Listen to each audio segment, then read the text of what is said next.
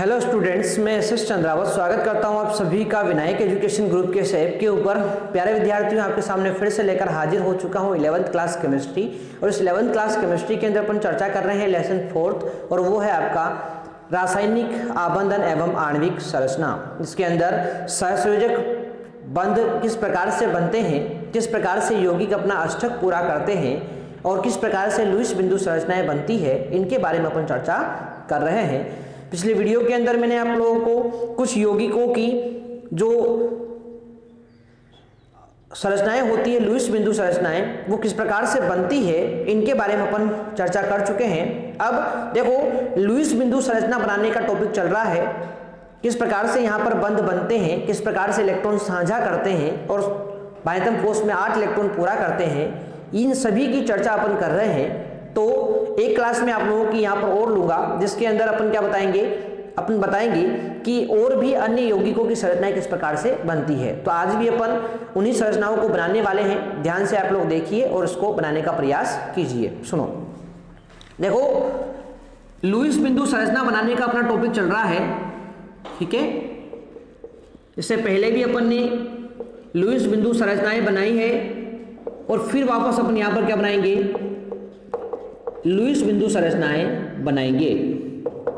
ये बहुत ही महत्वपूर्ण टॉपिक है, आप सभी को लुईस बिंदु संरचनाएं बनाना आना चाहिए भाई। इसीलिए प्रैक्टिस के लिए अपन यहाँ पर जितनी ज्यादा लुईस बिंदु संरचनाएं बनाएंगे उतना आसान आप लोगों के लिए टॉपिक हो जाएगा, ठीक है ना। तो ध्यान से देखिए, लुईस बिंदु संरचनाएं।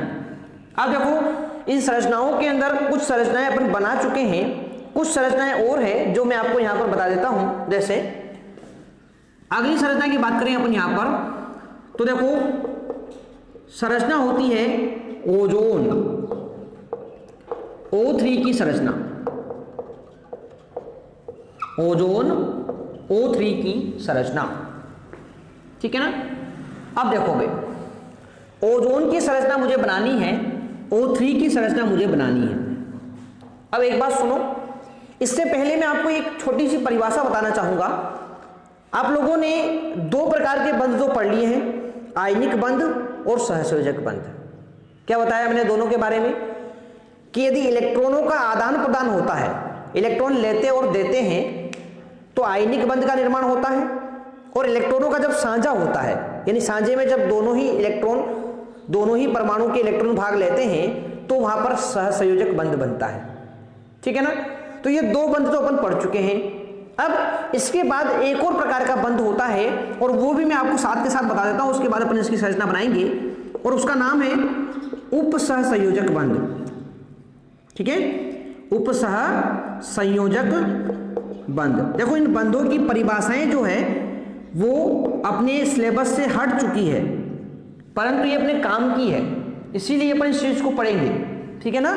तो ज्यादा कोई बड़ी टॉपिक ये नहीं है, पर फिर भी इन बंधों से बहुत सारे क्वेश्चन आगे बनने होते हैं, इसीलिए अपने संरचनाओं को यहाँ पर इनकी जो परिभाषाएं होती है इनको अपन पढ़ेंगे, ठीक है। तो ध्यान से आप लोग उसको देखिए। देखो, उपसहसंयोजक बंध जो होता है ना, इसमें आप लोग क्या देख रहे हैं, सहसंयोजक वर्ड तो आ रहा है, मतलब यहां पर भी इलेक्ट्रॉन का साझा ही होगा, यहां पर भी इलेक्ट्रॉन का साझा ही होगा। परंतु आपको पता है ना, साझे में होता क्या है, साझे में वास्तव में तो ये होता है कि एक परमाणु 1 इलेक्ट्रॉन देता है और दूसरा परमाणु भी 1 इलेक्ट्रॉन देता है। जब दोनों 1-1 देंगे तो साझा बोलेंगे, या दोनों 2-2 देंगे तो साझा बोलेंगे, या दोनों 3-3 देंगे तो उसको भी क्या बोलेंगे अपन, साझा। यानी दोनों समान इलेक्ट्रॉन दे रहे हैं। यहां थोड़ा सा चेंज हो जाता है, यानी यहां पर भी साझा होगा, परंतु यहां पर साझे के दोनों ही इलेक्ट्रॉन एक ही परमाणु देता है। यानी यहां पर भी साझा होगा, पर साझे के दोनों ही इलेक्ट्रॉन कौन देगा, एक ही परमाणु देगा, ठीक है ना। अब सुनो, पर सबसे पहले परिभाषा मैं आपको बता दूं कि वह बंध जिसमें साझे के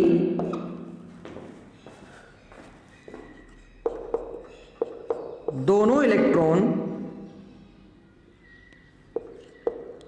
या इलेक्ट्रॉन युग्म, ठीक है, यहां पर लिख सकते हैं अपन इलेक्ट्रॉन युग्म एक ही परमाणु द्वारा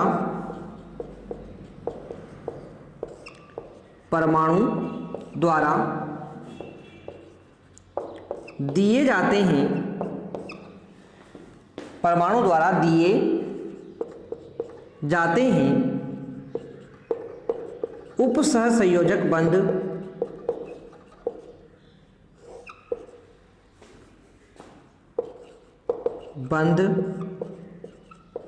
कहलाता है।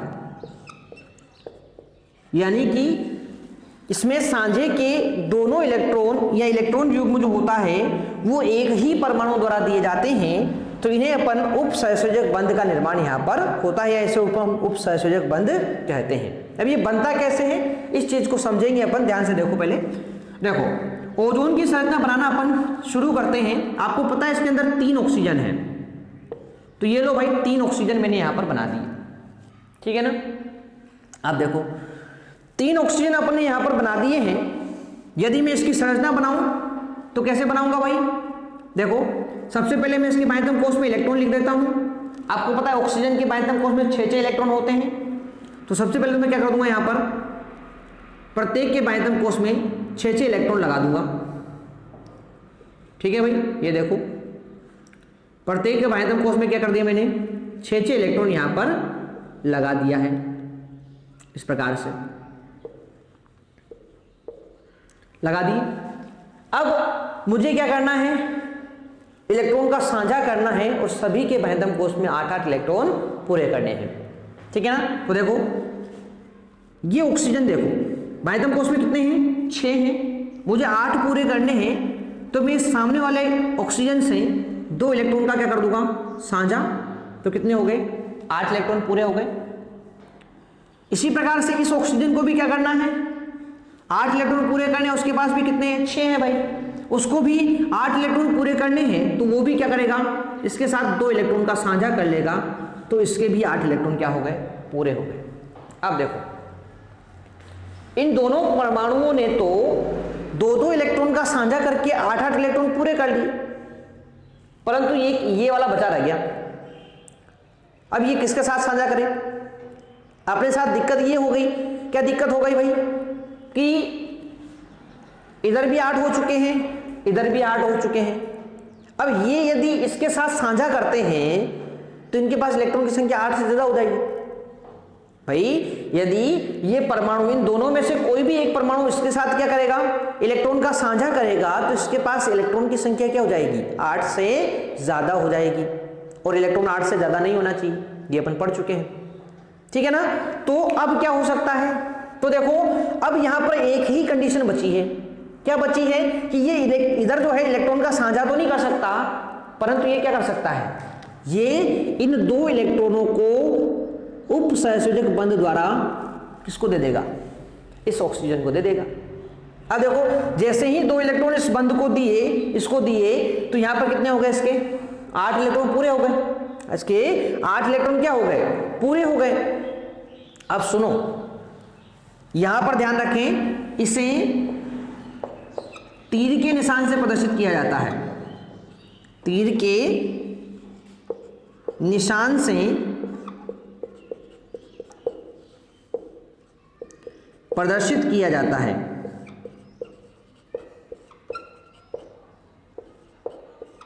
ठीक है। यानी इस प्रकार से तीर के निशान से इसको प्रदर्शित करते हैं अपन, ठीक है ना। अब सुनो यहां पर एक बात ध्यान रखना, आप लोगों के दिमाग में एक चीज आ रही होगी कि सर 2 इलेक्ट्रॉन इसने इसको दे दिए, तो इसके बाद 2 इलेक्ट्रॉन की कमी हो गई होगी। तो ध्यान रखें भाई, यहां इलेक्ट्रॉन देने का मतलब हो रहा है साझा, और साझे में कभी इलेक्ट्रॉन दिए नहीं जाते दूसरे को, ये दोनों इलेक्ट्रॉन अभी भी इन दोनों के बीच में ही है, ठीक है ना। तो इसीलिए ध्यान रखें कि ये 2 इलेक्ट्रॉन जो होते हैं ये दोनों अभी भी इन दोनों के बीच में है, यानी पूरी तरह से इसको नहीं दिए हैं, बस इसके साथ इलेक्ट्रॉन का क्या किया है, साझा किया है, ठीक है ना। तो ध्यान रखिए इसके पास भी 8 इलेक्ट्रॉन पूरे हो गए, और 2 इलेक्ट्रॉन इसको दे दिए, तो इसके बाह्यतम कोश में भी क्या हो गए, 8 इलेक्ट्रॉन पूरे हो गए। अब इस यदि मैं इसकी संरचना बनाना चाहूं तो कैसे बनाऊंगा भाई, ये ऑक्सीजन, ये ऑक्सीजन, ये ऑक्सीजन, यहां 2 इलेक्ट्रॉन युग्मों का साझा हो रहा है, तो द्विबंध बन जाएगा। यहाँ पर क्या बन जाएगा, उपसहसंयोजक बंध बन जाएगा और बाकी बचे हुए इलेक्ट्रॉन लगा दो। तो ये लो, ये यहाँ पर, ये यहाँ पर, ये यहाँ पर और यहाँ पर इस प्रकार से, तो ये क्या बन गई, ओजोन की संरचना बन गई। ठीक है, आ जाएगी बनाना भाई, बात आ जाएगी समझ में। चलो आगे बात करते हैं और भी कुछ यौगिकों की संरचना। जैसे अगली संरचना में बात करूं यहां पर कार्बोनेट CO3-2 की संरचना। कार्बोनेट CO3-2 की लुईस बिंदु संरचना की अपन बात करेंगे। अब सुनो, इस कार्बोनेट में कार्बन है, एक तो कार्बन है और 3 ऑक्सीजन है। इस प्रकार से एक कार्बन है और क्या है, 3 ऑक्सीजन है। ठीक है ना, आप सुनो ध्यान से।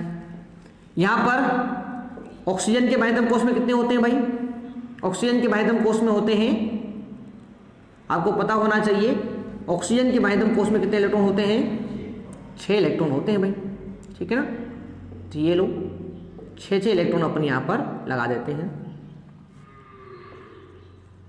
इस तरह से।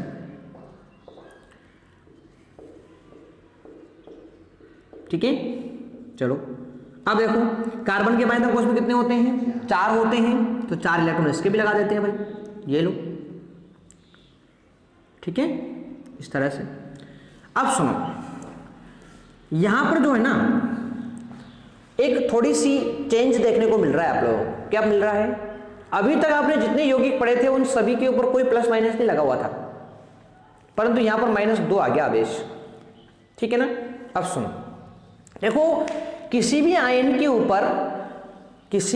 के ऊपर माइनस या प्लस आवेश लगा होता है, तो इसका मतलब आप लोग अच्छे से समझ गए होंगे अब कि माइनस का मतलब होता है इलेक्ट्रॉन ग्रहण करना और प्लस का मतलब होता है इलेक्ट्रॉन का त्याग करना। अब यहां पर -2 लिखा हुआ है, इसका मतलब 2 इलेक्ट्रॉन क्या किए गए हैं, ग्रहण किए गए हैं। अब समस्या अपने पास ये हो गई कि इलेक्ट्रॉन ग्रहण करेगा कौन, तो हमेशा ध्यान रखना जो ये बीच वाला परमाणु होता है ना, यही इलेक्ट्रॉन को ग्रहण करता है। यानी हमेशा ये जो बीच वाला परमाणु होता है इसको केंद्रीय परमाणु बोलते हैं। क्या बोलते हैं, केंद्रीय परमाणु। तो ये केंद्रीय परमाणु यानी कि जो केंद्र में स्थित परमाणु होता है ना, वो इलेक्ट्रॉन ग्रहण करता है। तो यहां पर -2 लगा हुआ है, इसका मतलब ये हुआ कि किसने ग्रहण किए 2 इलेक्ट्रॉन, इस कार्बन ने 2 इलेक्ट्रॉन को क्या किया हुआ है, ग्रहण किया हुआ है। ठीक है ना, तो जब भी इस प्रकार का माइनस प्लस आ जाए तो आप लोग ध्यान रखें, माइनस का मतलब होता है इलेक्ट्रॉन ग्रहण करना, प्लस का मतलब होता है इलेक्ट्रॉन का त्याग करना। और यहां पर देखो -2 है, यानी 2 इलेक्ट्रॉन ग्रहण किए हैं, किसने किए हैं, कार्बन ने किए हैं। तो ये अपन ने यहां पर 2 इलेक्ट्रॉन इसको ग्रहण करवा दिए। कितने हो गए इसके पास, 6 हो गए। ठीक है ना, अब बनाते हैं बंध। बनाओ भाई, ये आपका ऑक्सीजन कितने चाहिए इसको, 6 है ना भाई इसके पास, 8 करने के लिए कितने चाहिए, 2 चाहिए। तो भाई ये 2 इलेक्ट्रॉन का साझा करवा दिया, हो गए 8 कंप्लीट। अब देखो इस कार्बन को देखो, कार्बन के बाह्यतम कोश में कितने हैं, 6 है ना।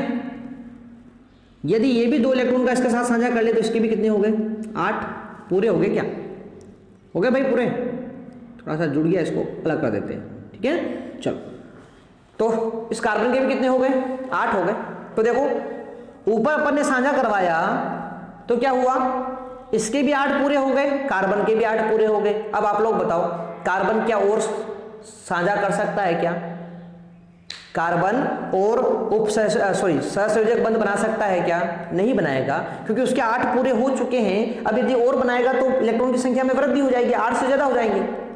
तो अब क्या करेगा, अब एक ही ऑप्शन बचता है इसके पास, क्या बचता है, ये बनाएगा उपसहसंयोजक बंध। तो इसके पास 2 इलेक्ट्रॉन, तो ये फ्री बैठे इधर, तो ये तो क्या करेगा, इसको दे देगा और ये इसको दे देगा, दे दिया।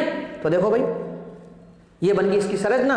और अब इसकी वास्तविक संरचना अपन यहाँ पर देख लेते हैं बंध वाली। तो देखो भाई ये कार्बन केंद्र में, 3 ऑक्सीजन यहाँ पर जुड़े हुए हैं। अब देखो यहाँ पर क्या हो रहा है, 2 इलेक्ट्रॉन युग्म का साझा हुआ तो द्विबंध यहाँ पर लगाओ, बाकी बचे हुए इलेक्ट्रॉन को यहाँ पर इस प्रकार से रख दो। ठीक है, यहाँ पर उपसहसंयोजक बंध बना हुआ है तो उपसहसंयोजक बंध लगाओ और क्या करोगे, बाकी बचे हुए इलेक्ट्रॉन यहाँ पर इस प्रकार से रख दो भाई। ठीक है, चलो अब बात करेंगे आगे की तरफ। ये तो हो गया कंप्लीट। चलो ये इसकी संरचना हो गई और उसने 2 इलेक्ट्रॉन ग्रहण किए थे भाई, तो ब्रैकेट लगाकर बाहर -2 लिख देते हैं अपन, ठीक है ना। तो ये इसकी संरचना हो गई कार्बोनेट की, ठीक है, आ जाएगी बात समझ में। देखो ये सब अलग अलग तरीके के उदाहरण हैं, एक एक बार आप लोग इनको अच्छे से बनाकर देखेंगे तो सारी चीजें आपको बहुत अच्छे से समझ में आ जाएगी भाई, ठीक है ना। तो थोड़ा सा सावधानी से सही तरीके से इनको बनाकर सीखें। आप सुनो, अगला बात करते हैं और वो है HNO3 की संरचना, नाइट्रिक अम्ल की संरचना। नाइट्रिक अम्ल HNO3 की संरचना। चलो भाई इसको भी देख लेते हैं, नाइट्रिक अम्ल HNO3 की संरचना, ठीक है ना।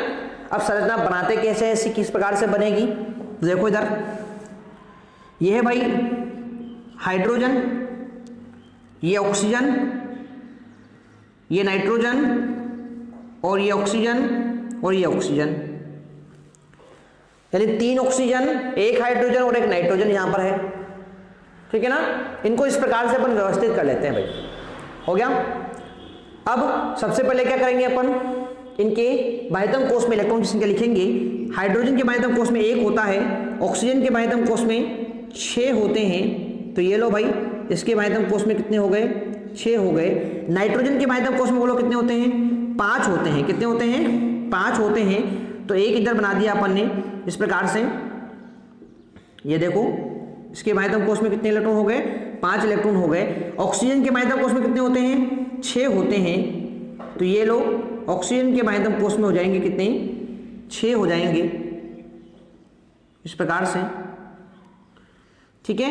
यहां पर ऑक्सीजन के बाह्यतम कोश में कितने होंगे, 6 इलेक्ट्रॉन होंगे, तो ये लो अपन ने 6 इलेक्ट्रॉन यहां पर बना दिए हैं, ठीक है। अब सुनो, अब क्या करेंगे, इलेक्ट्रॉन का साझा कराओ। देखो भाई सबसे पहले हाइड्रोजन को पकड़ लो, द्विलक होता है ना इसका, तो ये लो इसके साथ 2 इलेक्ट्रॉन का साझा कर, 1 इलेक्ट्रॉन का साझा करते हुए द्विलक बना लिया इसने, बना लिया। अब बात करते हैं इस ऑक्सीजन के बारे में, बाह्यतम कोश में कितने हैं, 6, कितने करने हैं, 8, कितने सही है, 2, एक तो करेगा साझा कर कहां पर, इस तरफ, एक करेगा इस तरफ, कितने हो गए, 6 और 2 8, बराबर हो गए, कंप्लीट। अब बहुत बात करते हैं किसकी, नाइट्रोजन की, बोलो भाई नाइट्रोजन के बाह्यतम कोश में कितने, 5। अब इसको कितने करने हैं, इसको कितने करने हैं, 8 करने हैं, 5 हैं, 8 करने हैं, कितने चाहिए, 3 चाहिए, तो ये 2 तो इधर साझा कर लेगा और 1 इधर साझा कर लेगा, तो कितने हो जाएंगे इसके बाह्यतम कोश में, 8 इलेक्ट्रॉन हो जाएंगे, ये लो हो गए 8। इस ऑक्सीजन की बात करें, इसके बाह्यतम कोश में कितने हैं, 6 हैं, 8 करने हैं, क्या करेगा, सामने वाले के 2 नाइट्रोजन के 2 से साझा कर लेगा, तो इसके भी कितने हो गए, 8 हो गए बराबर 8। अब बात आती है इस ऑक्सीजन की, तो भाई देखो हाइड्रोजन के 2 हो चुके हैं, ऑक्सीजन के 8 हो चुके हैं, नाइट्रोजन के 8 हो चुके हैं, ऑक्सीजन के 8 हो चुके हैं। अब देखो यहां पर ये नाइट्रोजन के इससे सहसंयोजक बंध बना सकता है क्या, अब नहीं बना सकता भाई, क्यों, क्योंकि इसके बाह्यतम कोश में 8 हो चुके हैं।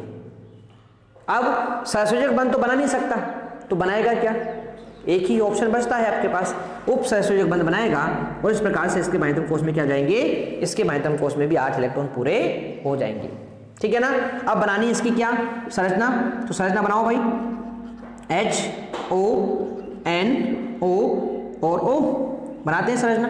देखो यहाँ हाइड्रोजन ऑक्सीजन के बीच में 1 इलेक्ट्रॉन युग्म का साझा हो रहा है, तो क्या बनेगा, यहाँ पर एकल बंध बनेगा, बचे हुए इलेक्ट्रॉन ऐसे कैसे लगा दो यहाँ पर। देखो ऑक्सीजन नाइट्रोजन के बीच 1 इलेक्ट्रॉन का साझा हो रहा है, तो क्या बनेगा, सिंगल बॉन्ड बनेगा, एकल बंध बनेगा। नाइट्रोजन और ऑक्सीजन के बीच में 2 इलेक्ट्रॉन युग्म का साझा हो रहा है, तो द्विबंध बनेगा। और इधर क्या बन रहा है, उप सहसंयोजक बंध बन रहा है, तो यहाँ पर लगा दो इसको। अब बचे हुए इलेक्ट्रॉन यहाँ पर आप लोग लिख सकते हो इनके ऊपर इस प्रकार से, ये लो भाई, ठीक है। तो इस प्रकार से आप लोग HNO3 की संरचना बना सकते हैं, आ जाएगी बात समझ में, ठीक है। चलो तो ये अपन ने लुईस बिंदु संरचनाओं के अंदर 3 संरचनाएं और यहाँ पर बनानी सीख ली है, ठीक है ना। तो आशा करता हूँ आपको ये चीज़ बिल्कुल समझ में आ गई होगी, और उपसर्जक बंध बनता कैसे है ये चीज़ भी आपको समझ में आ गई होगी, ठीक है ना। तो किस प्रकार से उपसहसंयोजक बंध बनेगा, ये चीज़ आपकी समझ में आ गई होगी। अब मैं आप लोगों को कुछ एग्जाम्पल देता हूँ, कुछ एग्जाम्पल हैं जिनको आप लोग संरचना बनाकर मुझे बताएंगे, और ये आपका होमवर्क है। होमवर्क के अंदर पहला पॉइंट तो मैंने आपको दिया है क्या, कि आप लोगों को एक तो बनानी है CO और एक बनानी है आपको NO2 माइनस। ये दो स्पीसीज हैं, इन दोनों की आपको क्या बनानी है, बनानी है आपको इनकी लुईस बिंदु संरचना, ठीक है ना।